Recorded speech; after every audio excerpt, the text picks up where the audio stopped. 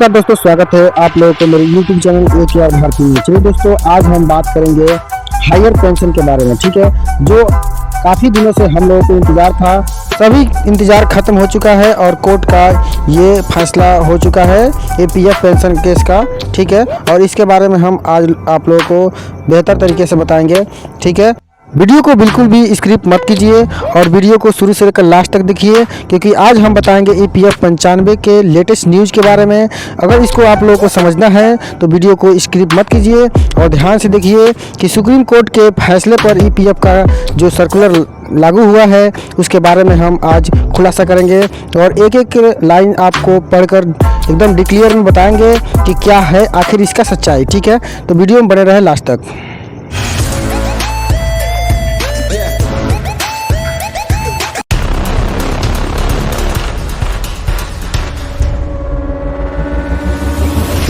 कर्मचारी भविष्य निधि संगठन के सदस्य सेवानिवृत्ति के बाद पेंशन पाने के हकदार हैं। वर्तमान में कर्मचारी और नियोक्ता अपने मूल वेतन और महंगाई भत्ते का 12% EPF में योगदान करते हैं। नियोक्ता के 12% योगदान में से 8.33 कर्मचारी पेंशन योजना एवं 3.67% EPF में जाता है। ठीक है, हालांकि 8.33 जो परसेंट है EPS योगदान अधिकतम 15,000 रुपये तक सीमित है। तब भी जब कर्मचारी अधिक वेतन प्राप्त करते हैं। EPS अंशदान पर कैप को 2014 में EPS में संशोधन के माध्यम से पेश किया गया था। 2014 में EPS संशोधन से पहले कर्मचारी के पास उच्च EPS अंशदान राशि का विकल्प था। यह लेख उच्च पेंशन और इसकी दावा प्रक्रिया पर EPFO परिपत्र को शामिल करता है। ठीक है दोस्तों, EPF उच्च पेंशन योजना क्या है इसके बारे में हम अब जानते हैं। ठीक है, 1995 में सरकार ने EPF अधिनियम की धारा 6A के तहत एक पेंशन योजना शुरू की। कर्मचारी पेंशन योजना 1995, जिसको EPS 95 के नाम से भी जानते हैं, में प्रावधान था कि नियोक्त का 8.33 अंशदान पेंशन योजना में होना चाहिए। ठीक है, EPS जो 95 ने अधिकतम मासिक पेंशन को 5,000 रुपये तक या 6,000 रुपये पर सीमित कर दिया गया। ठीक है, इस प्रकार नियोक्ताओं को पेंशन योजना के लिए 5,000 रुपये का 8.33 योगदान करना था, जिसके बाद बढ़ाकर 6500 रुपया कर दिया गया। ठीक है, मार्च 1996 में EPS 95 के पैरा 11(3) में एक प्रावधान जोड़ा गया, जिससे नियोक्ता और कर्मचारी को EPS में वास्तविक वेतन का 8.33 यानी कि 5,000 रुपये का या 6500 रुपये की सीमा से ऊपर, ठीक है, योगदान करने का विकल्प मिला। इस तरह के उच्च वेतन को पेंशन योग्य वेतन माना जाएगा। हालांकि EPFO के कर्मचारियों को EPS में उच्च पेंशन योगदान के लिए एक संयुक्त विकल्प फॉर्म दाखिल करने के लिए 6 महीने का समय दिया गया। ठीक है, हम इस वीडियो में पूरी EPS 95 के बारे में हम टोटल डिटेल बताएंगे, इसलिए दोस्तों वीडियो लास्ट तक देखिए, बिल्कुल स्किप मत कीजिए, नहीं तो कोई लाइन छूट जाएगी तो फिर बाद में नहीं मिल पाएगी। ठीक है, तो इसलिए कोई लाइन स्किप मत कीजिए, ध्यान से देखिए, शुरू से लेकर लास्ट तक देखिए। सरकार ने 1/9/2014 से प्रभावित EPS 95 योजना में संशोधन किया। इसने अधिकतम पेंशन योग्य वेतन को बढ़ाकर 15,000 रुपया कर दिया। इसने पैरा 11(3) के प्रावधान को भी हटा दिया। ठीक है, अर्थात नियोक्ता और कर्मचारी द्वारा उच्च वेतन राशि पर EPS में योगदान करने के विकल्प का जो प्रयोग किया। ठीक है, इस प्रकार नियोक्ता 1/9/2014 के बाद EPS योजना में शामिल होने वाले कर्मचारी के लिए अधिकतम 15,000 रुपये पर 8.33% का EPS योगदान करेंगे, भले ही वे उच्च वेतन प्राप्त करते हो। हालांकि जो कर्मचारी EPS 95 का हिस्सा थे या 1/9/2014 से पहले शामिल हुए थे, वे वास्तविक वेतन पर EPS में 8.33 का योगदान कर सकते हैं, जबकि 15,000 रुपये की सीमा के मुकाबले उन्होंने EPF के साथ 6 महीने के भीतर एक नया संयुक्त विकल्प दायर किया है। ठीक है, यानी 28/2/2015 में ये दाखिल हुआ था, ठीक है दोस्तों। तो ईपीएस के तहत उच्च पेंशन अंशदान क्या है, हायर पेंशन के बारे में अब हम देखेंगे कि उच्च वेतन पर पेंशन अंशदान के संबंध में 2014 के संशोधन के बाद कुछ मुद्दे थे। कई कर्मचारी ने कहा कि वे उच्च वेतन राशि पर पेंशन का योगदान करने के लिए संयुक्त विकल्प के प्रयोग के बारे में जानते थे। ईपीएफओ ने कई कर्मचारी द्वारा दायर संयुक्त विकल्प को खारिज कर दिया। नियोक्ता ने संयुक्त विकल्प दाखिल किए बिना कर्मचारी के वास्तविक वेतन पर पेंशन का 8.33% योगदान दिया, लेकिन पेंशन गणना के लिए पेंशन योग्य वेतन को 15,000 रुपये के रूप में लिया गया, ठीक है दोस्तों। तो ये बात तो आप समझ गए। इस प्रकार कई कर्मचारी के वास्तविक वेतन राशि पर किए गए योगदान के आधार पर उच्च पेंशन प्राप्त करने के लिए उच्च न्यायालयों में मामले दायर किए, ठीक है। सुप्रीम कोर्ट ने इस मामले को लिया। सुप्रीम कोर्ट के फैसले का सारांश इस प्रकार है कि कर्मचारी की स्थिति, ठीक है, संयुक्त विकल्प का व्यायाम, ठीक है, उच्च वेतन पर 8.33% पेंशन अंशदान का दावा करने की पात्रता, ठीक है, उच्च पेंशन दावे का तारीख, ठीक है, क्या क्या है। तो 1/9/2014 को सेवक में कर्मचारी, ठीक है, संयुक्त विकल्प का प्रयोग किया और ईपीएफओ द्वारा खारिज कर दिया गया, ठीक है। उच्च पेंशन दावा आवेदन दाखिल करके उन्होंने ये काम किया। उसके बाद से 1/9/2014 को सेवा में कर्मचारी जो थे संयुक्त विकल्प का प्रयोग नहीं किया, लेकिन रुपये 5,000 से 6500 की सीमा से ऊपर ईपीएफ ने योगदान दिया, ठीक है। लेकिन फैसले की तारीख के 4 महीने के भीतर यानी 3/3/2023 के भीतर संयुक्त विकल्प का प्रयोग करके इन्होंने किया, ठीक है। उसके बाद से देखते हैं दोस्तों, नीचे स्क्रॉल करके हम देखते हैं कर्मचारी 1/9/2014 से पहले सेवानिवृत्ति हुए थे जो संयुक्त विकल्प का प्रयोग किया और ईपीएफओ द्वारा जो खारिज किया गया था। तो उसके बाद से कर्मचारी 1/9/2014 के पहले सेवानिवृत्ति हुए, संयुक्त विकल्प का प्रयोग नहीं किया, नहीं लागू भी नहीं हुआ, ठीक है। तो सुप्रीम कोर्ट ने प्रावधान किया कि कर्मचारी 1/9/2014 से पहले ईपीएस का हिस्सा थे, लेकिन उन्होंने संयुक्त विकल्प का प्रयोग नहीं किया था। 3/3/2023 के भीतर इसका प्रयोग कर सकते हैं। ऐसे कर्मचारी के लिए उनके ज्वाइनिंग की तारीख से अधिक ईपीएस अंशदान की गणना की जाएगी, ठीक है। वीडियो को लाइक, कमेंट और वीडियो को शेयर करते रहिए, ठीक है दोस्तों। उदाहरण के लिए कुछ इस प्रकार से ऑप्शन दिया गया है, बताया गया है। मिस्टर एक्स 1998 में ईपीएस के सदस्य बने थे, ठीक है। मान के चलिए मिस्टर एक्स ने 1995 में ईपीएफ के सदस्य बने थे, उन्होंने संयुक्त विकल्प का प्रयोग नहीं किया था, ठीक है। 2015 में उनका वेतन बढ़कर 50,000 रुपया हो गया। उसका नियोक्ता ईपीएस में 6,000 रुपये यानी कि उसके मूल वेतन का 12% का अंशदान करता है, ठीक है।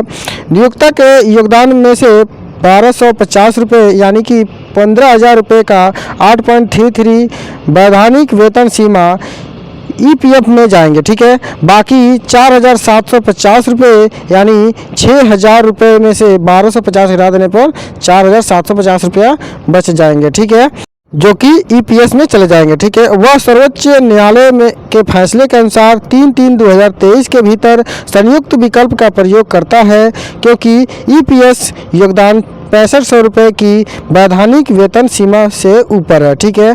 संयुक्त विकल्प जमा करने के बाद उसका नियोक्ता ईपीएफ में 4165 रुपये यानी कि 50,000 रुपये का 8.33% उसका वास्तविक वेतन है, ठीक है। और 1,835 रुपये यानी 6,000 रुपये में से 4165 घटा देंगे तो 1,835 रुपये बचेंगे जो उसका योगदान देगा, ठीक है।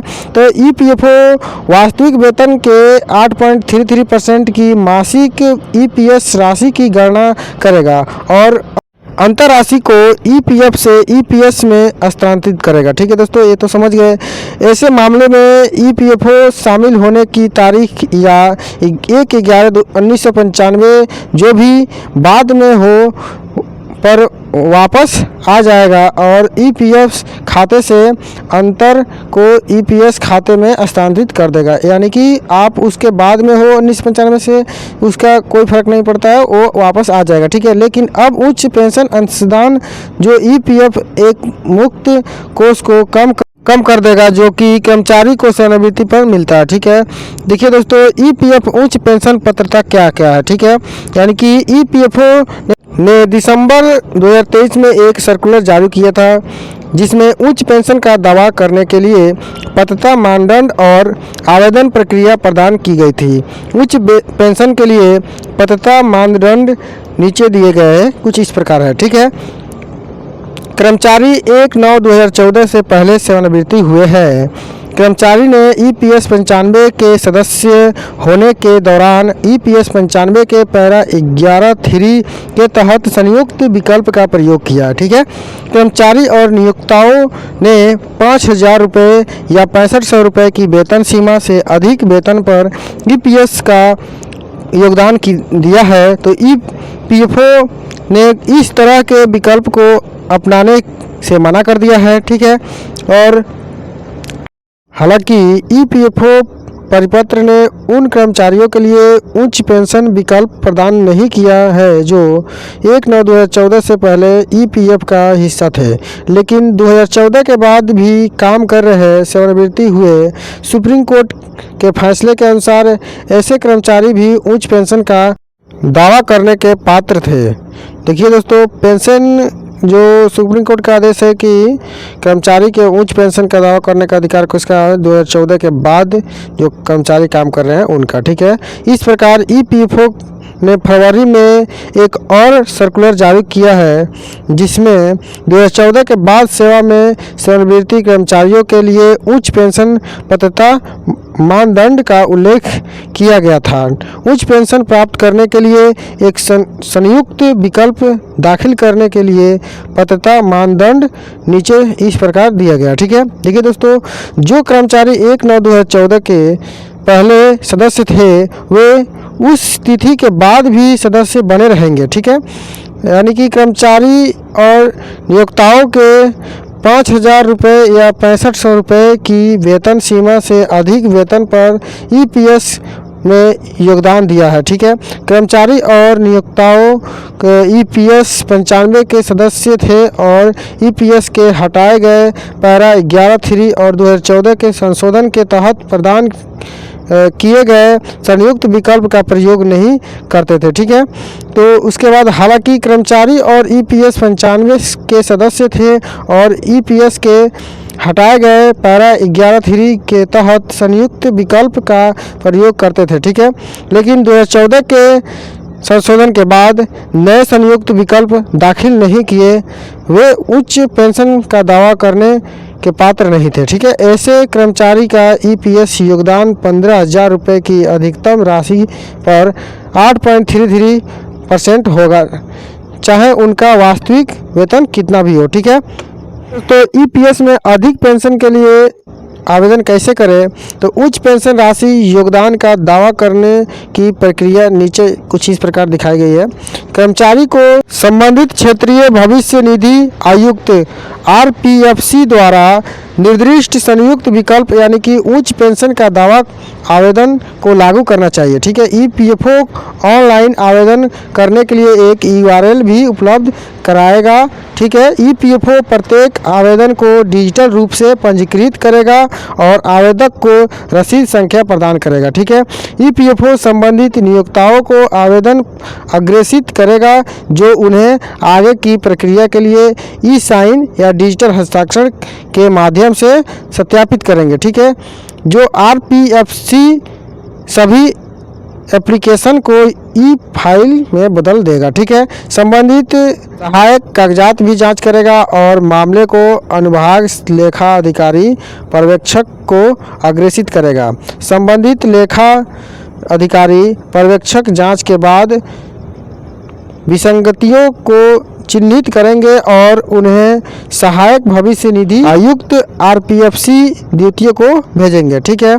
जो कि आरपीएफसी और आरपीएफसी आरपीएफसी जो है वो मामले को जांच करेंगे और आवेदकों को ईमेल, डाक, फ़ोन या एसएमएस के माध्यम से उच्च पेंशन निर्णय भेजेंगे। ठीक है, ईपीएस उच्च पेंशन विकल्प फॉर्म कैसे भरा जाएगा उसके बारे में अभी बताएंगे हम। ठीक है, पात्र कर्मचारी जो 2014 से पहले सेवानिवृत्ति हुए थे ईपीएफओ के साथ उच्च पेंशन दावे के लिए आवेदन कर सकते हैं। ठीक है, वे उच्च पेंशन दावे के लिए ऑनलाइन या क्षेत्रीय ईपीएस कार्यालयों के साथ आवेदन कर सकते हैं। ठीक है, पात्र कर्मचारी जो ईपीएस 95 में शामिल हुए हैं लेकिन 2014 के बाद सेवानिवृत्ति काम कर रहे हैं, उच्च पेंशन प्राप्त करने के लिए 3/3/2023 के भीतर संयुक्त विकल्प फॉर्म ऑनलाइन या संबंधित क्षेत्रीय ईपीएस कार्यालयों में भर सकते हैं। ठीक है,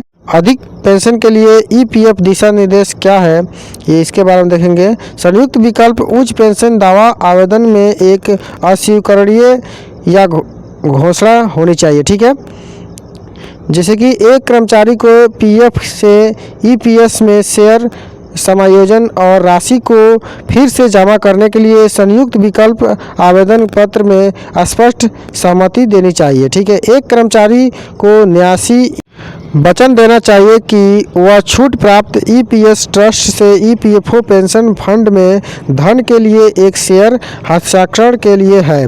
निर्धारित समय के भीतर देय अंशदाय और भुगतान तिथि तक ब्याज जमा करने के लिए वचनबद्धता प्रभावी होगी। ठीक है, ऐसा कुछ होना चाहिए। उसके बाद से गैर छूट वाले प्रतिष्ठाओं को कर्मचारी के लिए ईपीएस योजना 1952 के पैरा 60 के तहत घोषित ब्याज दर के साथ नियोक्ता का अंशदान शेयर रिफंड जमा किया जाएगा। ठीक है, उच्च पेंशन दावा आवेदन के साथ निम्नलिखित दस्तावेज प्रस्तुत किए जाने चाहिए। ठीक है, ईपीएफ योजना के पैरा 26(6) के तहत दायर नियोक्ता द्वारा सत्यापित संयुक्त विकल्प का प्रमाण पत्र होना चाहिए।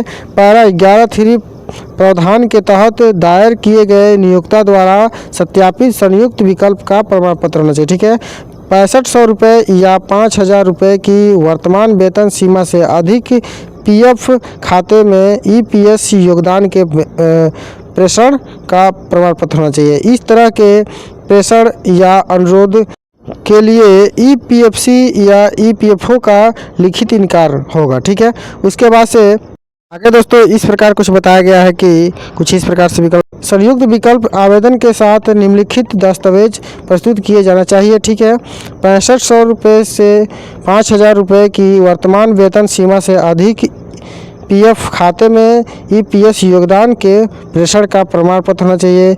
ईपीएफ योजना के पैरा 26 के तहत दायर संयुक्त द्वारा सत्यापित संयुक्त विकल्प का प्रमाण पत्र होना चाहिए। जमा प्रति और पेंशन गणना के संबंध में ईपीएफओ आने के परिपत्र जारी करेगा। ठीक है, एक कर्मचारी ईपीएफ आईजीएमएस पर शिकायत कर सकता है जब उन्हें आवेदन जमा करने और देय अंशदान यदि कोई हो या भुगतान करने के बाद उच्च पेंशन प्राप्त करने के लिए शिकायत का सामना करना पड़े। ठीक है, अब ईपीएस पेंशन फार्मूला कुछ इस प्रकार से दिया गया है। मासिक पेंशन राशि यानी कि बराबर पेंशन योग्य वेतन एक्स पेंशन योग्य सेवा यानी कि भाई 70 कर दिया गया है। पेंशन योग्य वेतन का अर्थ पिछले 60 महीनों के वेतन का औसत है। पेंशन योग्य सेवा का अर्थ है कि ईपीएस खाते में कितने वर्षों तक योगदान किया गया है। ठीक है, यदि कोई कर्मचारी 20 वर्ष से अधिक की पेंशन योग्य सेवा प्रदान करने के बाद 58 वर्ष की आयु में सेवानिवृत्ति होता है तो सेवा अवधि में 2 वर्ष का भार होना चाहिए। ठीक है, उसके बाद ईपीएफ उच्च पेंशन गणना क्या होता है इसके बारे में जानेंगे। आइए देखते हैं कि मासिक पेंशन राशि की गणना कैसे की जाती है। श्री एक्स ने उच्च पेंशन प्राप्त करने के लिए संयुक्त विकल्प का प्रयोग किया। ठीक है, पिछले 5 वर्षों से उनका औसत मासिक वेतन 50,000 रुपये रहा है। उन्होंने 25 साल तक सेवा दी है। 58 वर्षों की आयु में सेवानिवृत्ति हुए हैं। पेंशन गणना सूत्र के अनुसार मासिक पेंशन राशि 19,285 रुपया हुआ है, यानी कि 50,000 गुना 27, 25 प्लस 2 कर दिया गया है, इक्वल टू 70 कर दिया गया है। ठीक है। अक्सर पूछे जाने वाला प्रश्न इस प्रकार से है कि ईपीएस के अधिक पेंशन कैसे प्राप्त करें। ईपीएफ से अधिक पेंशन कैसे प्राप्त करें। पात्र कर्मचारी को उच्च पेंशन प्राप्त करने के लिए संबंधित क्षेत्रीय पीएफ आयुक्तों को संयुक्त दावा या उच्च पेंशन का दावा आवेदन प्रस्तुत करना चाहिए। ठीक है। ईपीएफओ में उच्च पेंशन का विकल्प कैसे चुनें। तो कर्मचारी जो ईपीएस 95 के सदस्य है और 2014 के बाद सेवा में है, सेवानिवृत्ति है, वे 3/3/2023 के पहले क्षेत्रीय पीएफ आयुक्त के साथ एक संयुक्त विकल्प आवेदन दाखिल करने का उच्च पेंशन विकल्प चुन सकते हैं। ठीक है। ईपीएफओ में उच्च पेंशन प्राप्त करने के लिए कौन पात्र है। ठीक है। निम्नलिखित कर्मचारी ईपीएफओ में उच्च पेंशन प्राप्त करने के लिए पात्र हैं। कर्मचारी 1/9/2014 से पहले सेवानिवृत्ति हुए हैं, जिन्होंने पीएफ 95 के पैरा 11(3) के प्रावधान के तहत उच्च पेंशन का विकल्प चुना है।